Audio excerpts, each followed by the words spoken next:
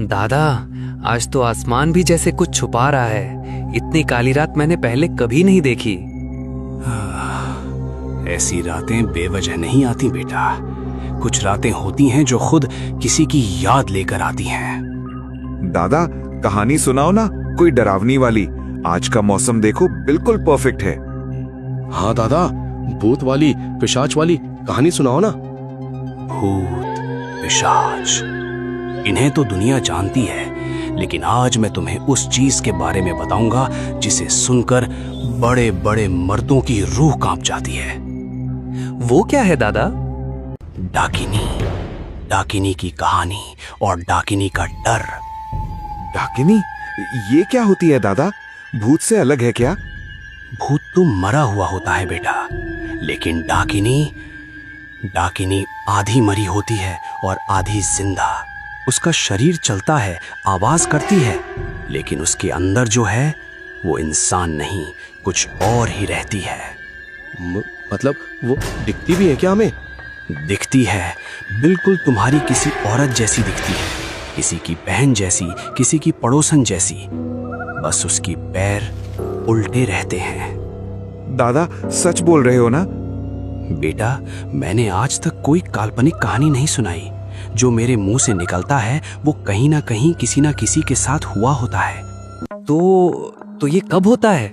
कैसे बनती है डाकिनी? जब किसी औरत की मौत एक खास तिथि पर होती है और उसे जल्दबाजी में जमीन में दफना दिया जाता है। जब सब लोग कब्र बंद करके घर चले जाते हैं और तभी मिट्टी हिलने लगती है। पहले एक उंगली निकलती है, फिर एक हाथ, फिर वो पूरी उठ जाती है, खड़ी होती है। दादा बस करो, मुझे डर लग रहा है। डरना नहीं है बेटा, बस याद रखना, रात को अकेले जंगल मत जाना, नदी किनारे कभी मत रुकना, और अगर कभी अंधेरे में पायल की आवाज सुनो तो पीछे कभी मत मुड़ना। दादा, मुड़ गए फिर क्या होगा? फिर कोई नहीं बचता, सब खत्म हो जाता है।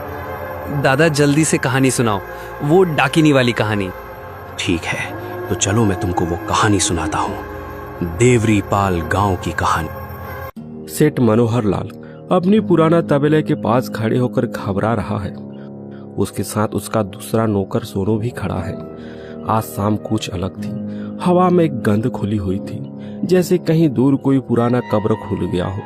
गाय बैल आंगन में खड़े थे, लेकिन उनकी आंखें बड़ी बड़ी, कान सतर्क, जैसे उन्होंने कुछ ऐसा देख लिया हो जो इंसान की नजरों से छिपा रहता है।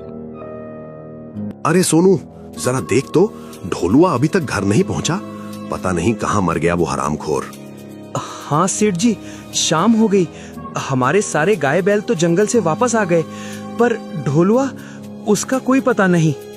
अरे जंगल से तो सारे जानवर लौट आए, पर ये ढोलुआ कहां मर गया? ऐसा तो कभी नहीं हुआ। ढोलुआ सेठ के पहला नौकर है, जो गोठान के गाय बैलों को चराने का काम करता है।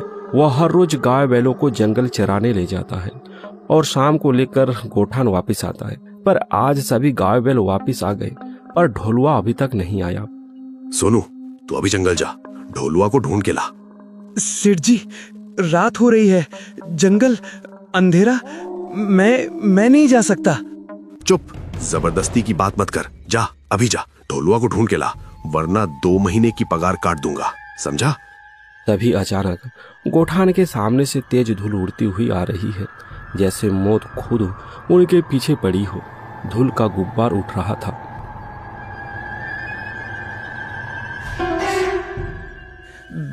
देखिए सेठ जी, ये सारे गाय बैल जंगल से दौड़ते हुए आ रहे हैं। लगता है किसी भूत ने देख लिया है इन्हें। मैं नहीं जाने वाला जंगल, नहीं। बकवास मत कर, जा अभी जा, ढोलुआ को खोज के ला, वरना नौकरी से निकाल दूंगा। सोनू लालटेन और डंडा थामे गांव से निकल रहा था।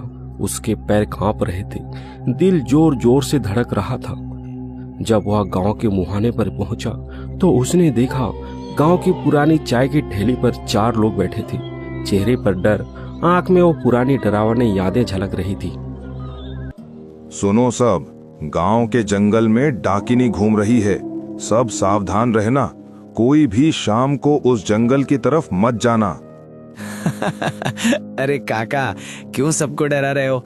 ये सब बकवास है। पुरानी बातें हैं। अरे पागल हो गया क्या चंदर? ये बकवास नहीं, सच है। आज जंगल की ओर से चरने गए सारे जानवर भागते हुए गांव आ गए। कुछ तो बहुत भयानक हुआ है वहां। क्या कहा? गांव के पालतू जानवर, भेड़ बकरी सब भागते हुए घर आए हैं? हे भगवान, इसका मतलब वो डाकिनी जाग गई है। गांव के पालतू जानवर, भेड़ बकरी अगर भागते हुए आए हैं तो उसमें क्या बड़ी बात है? सुनो रामू, कोई भी पशु पक्षी या जानवर तभी चिल्लाते हैं, तभी भागते हैं जब वो किसी ऐसे साए को देख लेते हैं जो भयानक है। उनकी नजरों में वो दिखाई देता है जो हम नहीं देख पाते। वो डाकिनी होते हैं, वो कोई साधारण भूत प्रेत नहीं। जो भी उसके रास्ते में आता है वो उसका खून चूस लेती है, उसकी जान ले लेती है। हाँ, मैंने भी सुना है, वो बहुत भयानक होती है। अगर उसकी नजर पड़ गई तो कोई नहीं बचा सकता। वो तुम्हारा खून पी लेती है। मतलब वो हमारे जंगल में आ गई है? हाँ, जानवरों ने संकेत दे दिया। अब हमें गांव वालों को सतर्क करना होगा। अगर जंगल से किसी बच्चे की रोने की आवाज आए, समझ जाना वो डाकिनी है, रो रो कर बुला रही है। और अगर कोई गया तो वो कभी नहीं लौटेगा। अब अपना पैर पीछे खींचने में ही भलाई है। अरे कौन है वहां? सबके रोंगटे खड़े हो गए, दिल की धड़कन रुक सी गई। उन्होंने पीछे मुड़ा तो सामने सोनू खड़ा था। लालटेन हाथ में कांप रही थी। सोनू चुपके से सब कुछ सुन रहा था। अरे तू तो हरिया का बेटा सोनू है ना? तूने तो हमको डरा सा दिया था। तू इस तरह चुपचाप क्यों खड़ा था बे? तेरी वजह से अभी मेरी जान चली जाती। अबे सोनू सेठ का चमचा, इस समय तू कहाँ जा रहा है? भैया, वो सेठ जी ने मुझे ढोलुआ को ढूंढने जंगल भेजा है। वो अभी तक नहीं लौटा। नहीं बेटा, मत जा।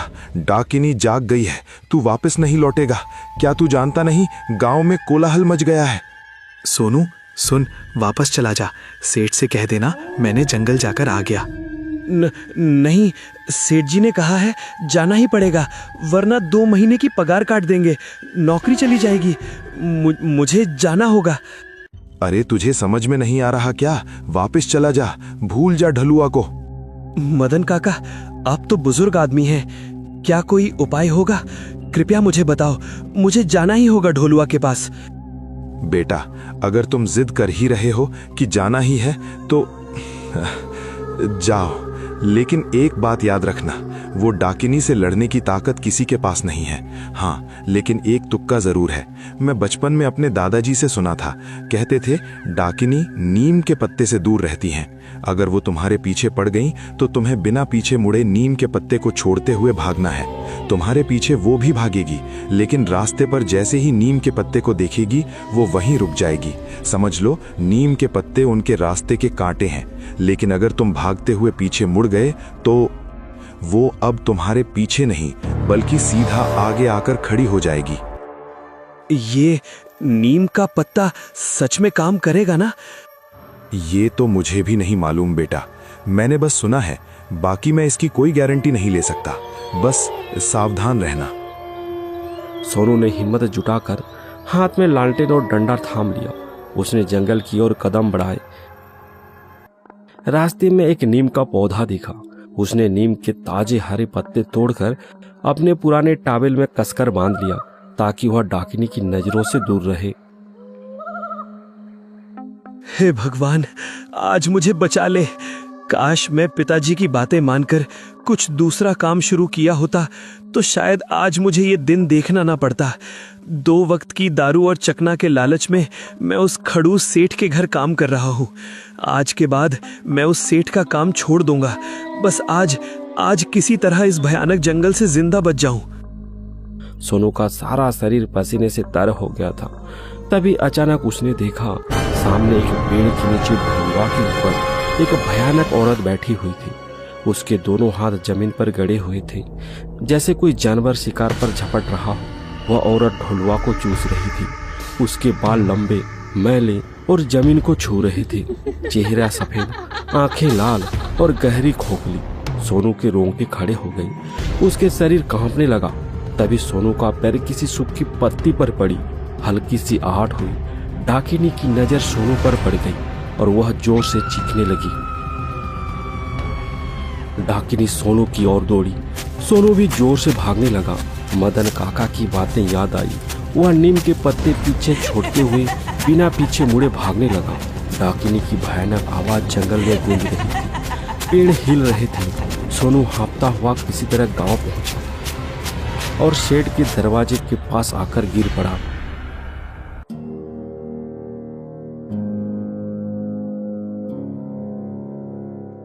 सोनू, कल रात तुम मेरे दरवाजे के बाहर बेहोश पड़े थे, क्या हुआ था तुम्हें? माफ करना सेठ जी, ढोलुआ अब इस दुनिया में नहीं रहा। वो डाकिनी बहुत भयानक है। वो ढोलुआ को खा गई। अगर मैं नहीं भागता तो। सोनू ने गांव वालों को जंगल में घटी सारी घटना एक एक करके बताना शुरू किया। उसकी आवाज में डर, दर्द और राहत का मिश्रण था। सोनू की यह बातें सुनकर सब लोग बहुत डर जाते हैं। हवा में भी एक डर की ठंडक फैल गई थी। ये हमारे गांव के लिए बड़ा खतरा बन गया है। इस डाकिनी को भगाना ही होगा। ये तुम कैसी बातें कर रहे हो मदन? वो कोई सर्दी या बुखार थोड़ी ही है जो उसे भगा दोगे। वो डाकिनी है।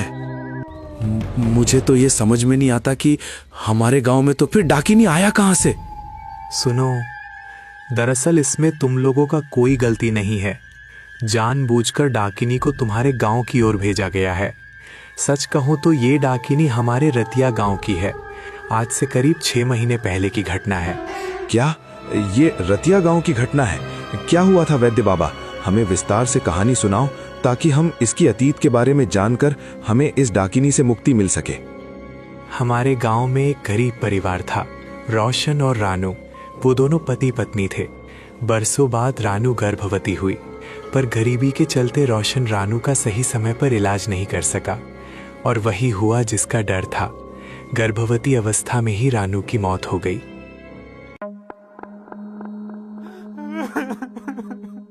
रोशन बेटा, अनर्थ हो गया। अब ये कोई साधारण देह नहीं है। लोग कहते हैं असमय मृत्यु के बाद बनने वाली आत्मा को चुड़ैल या डाकिनी कहा जाता है। इसे बेहद खतरनाक और प्रतिशोधी माना जाता है, क्योंकि ये अपने अधूरे जीवन और शिशु के प्रति मोह के कारण भटकती रहती है। तो अब हम क्या करें बाबा? आप ही कोई मार्ग बताओ। मैं तो पूरी तरह से टूट चुका हूँ। मेरे पास एक तरकीब है। हमारे रतिया गांव और देवरीपाल गांव के बीच एक जंगल है। एक तरफ हमारा रतिया गांव और दूसरी तरफ देवरीपाल। तो हम इसे लेकर देवरीपाल गांव के जंगल वाले हिस्से में दफनाकर चले आते हैं, जिससे कि हम इस प्रेत के प्रकोप से दूर रहें। गांव वाले चुपचाप एक दूसरे को देखते रहे। कोई विरोध नहीं किया। डर और मजबूरी ने सबको हामी भरने पर मजबूर कर दिया। उन्होंने रामू के शव को बांस के डंडों पर लिटाकर अर्थी बना ली। बांस की पट्टियां कसकर बांधी गई। रानू का चेहरा ढका हुआ था, लेकिन उसके लंबे बाल अर्थी के किनारे से लटक रहे थे, जैसे हवा में लहरा रहे हों। अर्थी उठाई गई। 4 मजबूत आदमी कंधों पर उठाए खड़े हुए। रोशन पीछे पीछे चल रहा था। सभी जंगल की ओर निकल पड़े। रात का अंधेरा घना था। पगडंडी सकरी और टेढ़ी मेढ़ी। दूर से उल्लू की आवाज आ रही थी। अर्थी पर रानू का शव हल्का हल्का हिल रहा था, जैसे सांस ले रहा हो। हर कदम पर गांव वाले के पैर कांप रहे थे। कोई बोल नहीं रहा था, सिर्फ सांसों की आवाज और पैरों की खड़खड़ाहट सुनाई दे रहा था।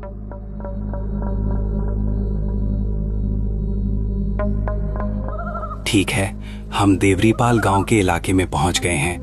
ये जो जंगल का भाग है, ये देवरीपाल गांव की तरफ आता है।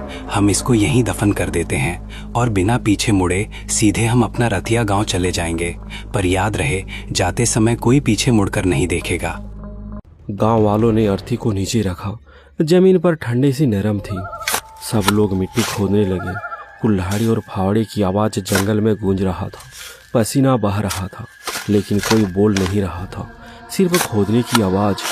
कुछ देर बाद एक बड़ा सा गड्ढा बन गया। अब अर्थी उठाने की बारी थी। 4 आदमी आगे बढ़े, लेकिन जैसे ही उन्होंने अर्थी को हाथ लगाया, तभी एक भयानक घटना घटित हुई। अर्थी पर पड़ा शरीर अपने आप खड़ा हो गया। उसके लंबे काले बाल हवा में लहरा रहे थे। उसके चेहरा सफेद पड़ चुका था, लेकिन आंखें खुली, लाल चमकती हुई। वह धीरे धीरे सिर घुमाकर सबको देखने लगी। गांव वाले के पसीना छूट गए। दिल की धड़कन रुकने को आई। वहां अंधेरा सा छा गया। गांव वाले डर के मारे चीखते हुए भाग खड़े हुए। कोई पीछे मुड़कर नहीं देखा, सिर्फ भागते चले गए।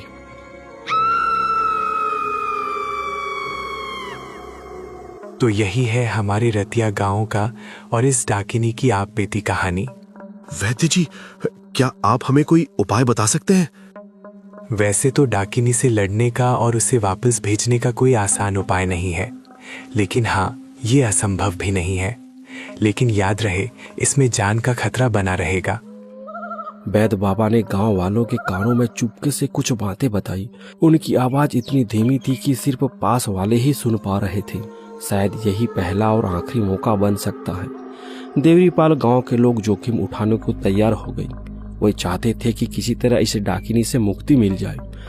अगली रात गांव के कुछ चुने हुए लोग सब मिलकर उस जंगल की ओर निकल पड़े। उन्होंने एक अर्थी बनाई और उसे भी साथ लेकर चल रहे थे। पर कौन था उस अर्थी पर, उनके पास क्या योजना थी और कैसे उस डाकिनी के साथ लड़ पाएंगे, यह किसी को पता नहीं था। रात गहरा अंधेरा, लालटेन की कमजोर रोशनी में गांव वाले चुपचाप चल रहे थे। सबके चेहरे पर पसीना, हाथ कांप रहे थे। जैसे ही वे जंगल के बीचों बीच पहुंचे, अचानक एक बच्चे की रोने की आवाज गूंजी। सब ठिठक गए। रोने की आवाज करीब आती गई। सुन रहे हो? बच्चे का रोना। यही जगह है, यहीं कहीं है वो। अर्थी को नीचे रखो, जल्दी। गांव वाले ने अर्थी को जमीन पर रख दिया। तभी जंगल की ओर से तेज गुर्राहट आवाजें आई, जैसे कोई जंगली जानवर हो। उसके साथ एक हल्की सी हंसी की आवाज, कर्कश भयानक। देखती ही देखती अंधेरे से निकलकर वही डाकिनी सामने आकर खड़ी हो गई। उसके लंबे बाल हवा में लहरा रहे थे। वह जोर जोर से हंसने लगी।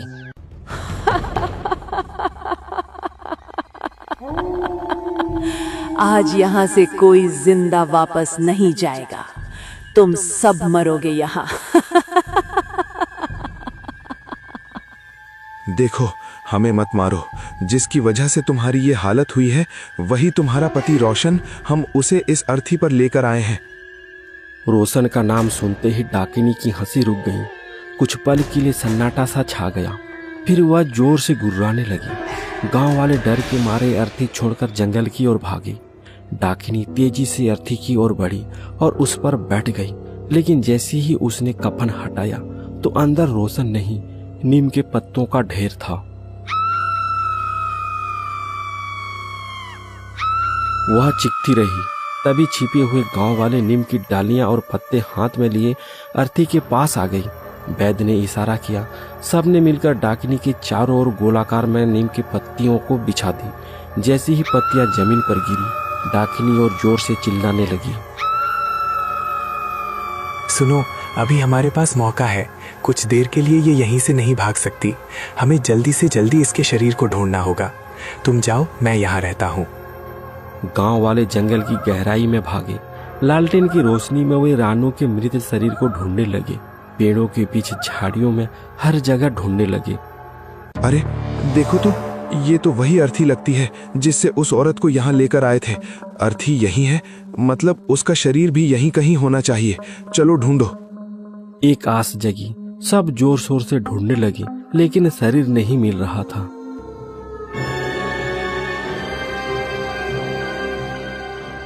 अरे जल्दी जल्दी ढूंढो, यहीं कहीं होना चाहिए। शरीर तो नहीं मिलेगा, लेकिन हड्डियां जरूर मिलेंगी।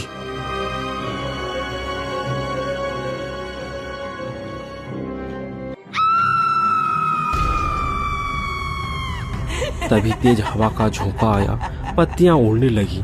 धीरे धीरे घेरा टूटने लगा। डाकिनी को आजाद होने का मौका मिल गया। वह वैद्य की ओर बढ़ने लगी। वैद्य डर गया। वह भी दौड़ने लगा गांव वालों की ओर।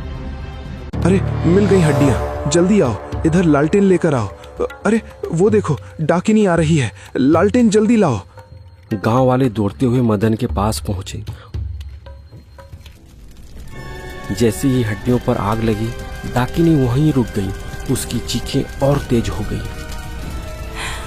मैं आऊंगी, वापस जरूर आऊंगी। तुम लोगों को नहीं छोड़ूंगी। फिर एक तेज चीख के साथ वह गायब हो गई। हवा में सिर्फ धुआं और नीम की महक रह गई। हे भगवान, तेरा शुक्रिया, तूने आज हमारी रक्षा की है, हमारे गांव की रक्षा की है। वैद्य जी, आपका भी बहुत बहुत धन्यवाद। हाँ, लेकिन ध्यान रखना, डाकिनी अब भी इन हवाओं में घुली हुई है। घर जाते वक्त कोई भी पीछे मुड़कर मत देखना, वरना वो फिर से आ जाएगी। गांव वाले चुपचाप वापस लौटे। जंगल से बाहर निकलते ही सब नल के पास रुके। सबने हाथ पैर अच्छे से धोए, पानी से चेहरा धोया, जैसे किसी नकारात्मक तत्व को शरीर से उतार रहे हों। सब राहत की सांस ले रहे थे, लेकिन एक डर था जो किसी को पता नहीं था। रामू ने जंगल से लौटते समय पीछे पलटकर देख लिया था। क्या डाकिनी सच में चली गई, या रामू की एक गलती ने सब कुछ फिर से खतरे में डाल दिया था? क्या देवरीपाल गांव को वाकई में मुक्ति मिल गई, या आगे और भयानक कुछ होने वाला है? आपको क्या लगता है? नीचे कमेंट बॉक्स पर जरूर से बताइएगा।